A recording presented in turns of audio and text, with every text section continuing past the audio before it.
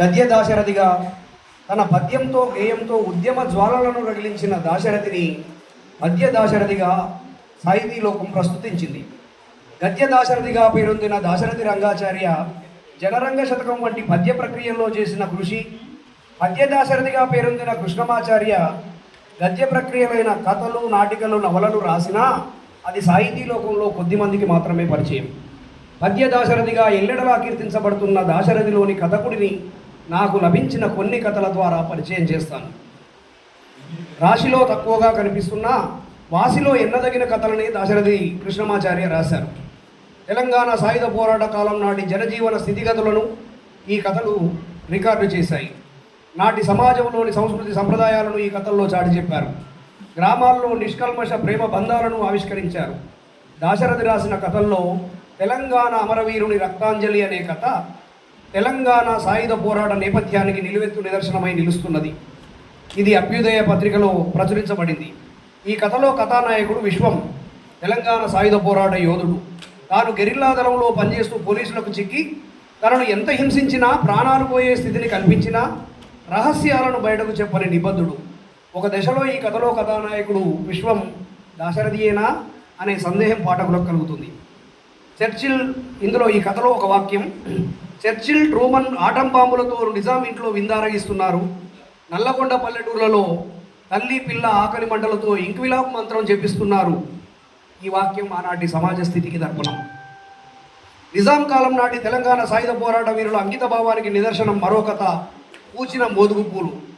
ఈ కథ శీర్షిక గొప్ప ప్రతీకాత్మకంగా ఉంది.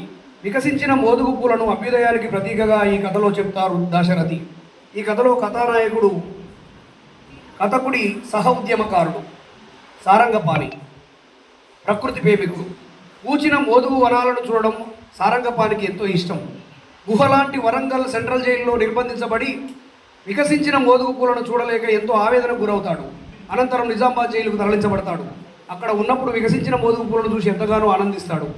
అనారోగ్యంతో ఎప్పుడు మరణిస్తాడో తెలియని స్థితిలో జైలు నుంచి విడుదలైన సాధారణ జనజీవనం గడపకుండా తిరిగి ఉద్యమంలోకి వెళ్ళిపోతాడు.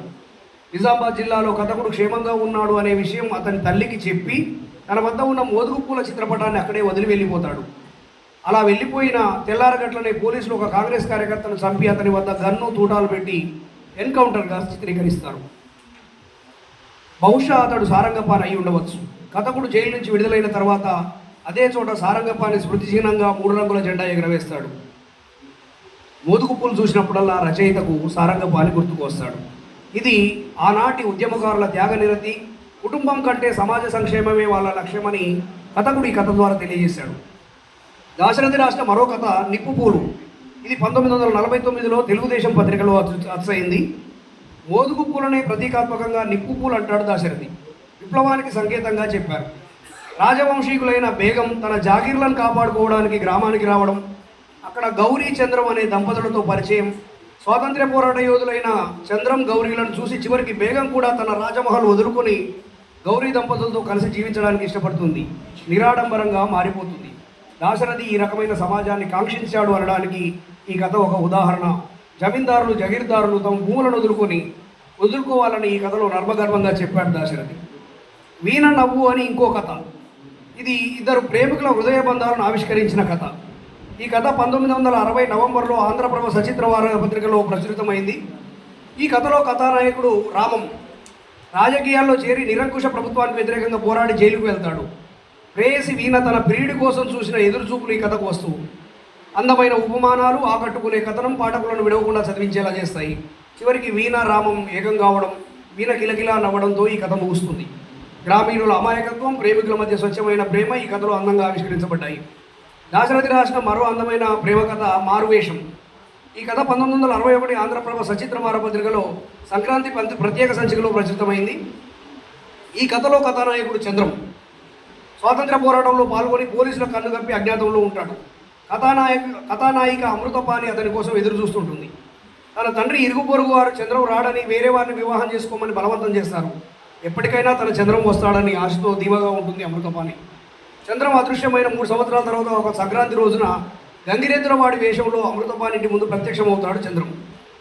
అమృతపాణి సంతోషించి తనను తన తండ్రికి తెలియకుండా ఇంటి వెనుక గదిలోకి తీసుకెళ్లి దైవ సాక్షిగా గన్నేరు పూల మాలలతో వివాహం ఆడుతుంది. ఆ రోజు చంద్రం ఆమెతో గడుపుతాడు. తర్వాత దేశ స్వాతంత్ర్యం కోసం పోరాడవలసిన బాధ్యత గుర్తొచ్చి వెళ్ళిపోతాడు. చంద్రం కారణంగా అమృతపాణి గర్భవతి అవుతుంది. నెలలు నిండిన తర్వాత లోకమంతా అమృతపాణిని నిందిస్తుంది. తనకు చంద్రం వల్లనే గర్భం వచ్చిందని చెప్పినా నమ్మరు. పాప జన్మిస్తుంది. కొన్నాళ్లకు చంద్రం జైలు నుంచి విడుదలవుతాడు. జైలు నుంచి విడుదలైన వార్త మోసుకొచ్చే పేపర్ బాయ్ వేషంలో తన ఇంటి ముందు ప్రత్యక్షమవుతాడు. తన కుమార్తెకు విజయ అనే నామకరణం చేస్తారు. చంద్రం అమృతపాణి ఏకమవడంతో కథ సుఖాంతమవుతుంది. ఇందులోనూ స్వాతంత్ర్యకాంక్ష ఉంది. ఈ కథ ద్వారా వ్యక్తిగత ప్రేమల కంటే దేశభక్తి గొప్పదని చాటి చెప్పాడు దాశరథి. దాశరథి ఏ కథను తీసుకున్నా అంతర్లీనంగా అందులో స్వాతంత్ర్య పోరాటం, తెలంగాణ సాయుధ పోరాటం కనిపిస్తాయి. ఈ కథలకు భిన్నమైన మరొక కథ సంక్రాంతి సంబరాలు. ఇది యువ పత్రికలో వచ్చైంది. ఈ కథలో తెలంగాణ సంస్కృతి సంప్రదాయాలు, మానవ సంబంధాలు, విలువలు మొదలైన అంశాలను ఒక ప్రేమ కథలో భాగంగా తెలియజెప్పారు. గంగిరెద్దులు, గొబ్బెమ్మలు, హరిదాసులు, ముగ్గుల సందడి మొదలైన సంక్రాంతి సంబరాలను కథానుగుణంగా అందంగా ఆవిష్కరించారు. కథలో నాయకులు సీతారాముడు వివాహానికి వధువు తండ్రి అంగీకరించడంతో కథ ముగుస్తుంది. 1964 ఆంధ్రప్రదేశ్ సచిత్ర వారపత్రికలో ప్రచురించబడ్డ మరో కథ వెన్నెల్లో చీకటి. ఇది అనువాద కథ. పంజాబీ భాషలో కర్తార్ సింగ్ దుగ్గల్ రాసినటువంటి కథకు తెలుగు అనువాదం ఇది. మాలిని, మున్ని తల్లి కూతురు, కానీ ఇద్దరు అక్కచెల్లెళ్ళు అంటే నమ్మే విధంగా ఉంటారు. మున్ని పెళ్లి కుదిరింది. భర్త నుంచి దూరమైన మాలిని ఒక ముత్యాల బేరగాడికి దగ్గరై ఒకనొక రాత్రి మున్ని వేసుకోవాల్సిన జరిగి పట్టు ముసుగు వేసుకొని ఆ ముత్యాల బేరగాడితో తోటలోకి వెళ్ళింది. ఇది లోకానికి తెలిసి ముసుగును చూసి మున్నిలాగా భ్రమించారు. విషయం వియ్యంకులకు చేరడంతో పెళ్లి సంబంధం చెడిపోయింది. తల్లి మాన మర్యాదలు కాపాడడం కోసం మున్ని ఆత్మహత్య చేసుకుంటుంది. ఆనాటి స్త్రీలు సమాజానికి ఎట్లా భయపడేవారో ఈ కథలో అర్థమవుతుంది. పురుషాధిక్య ప్రపంచంలో స్త్రీ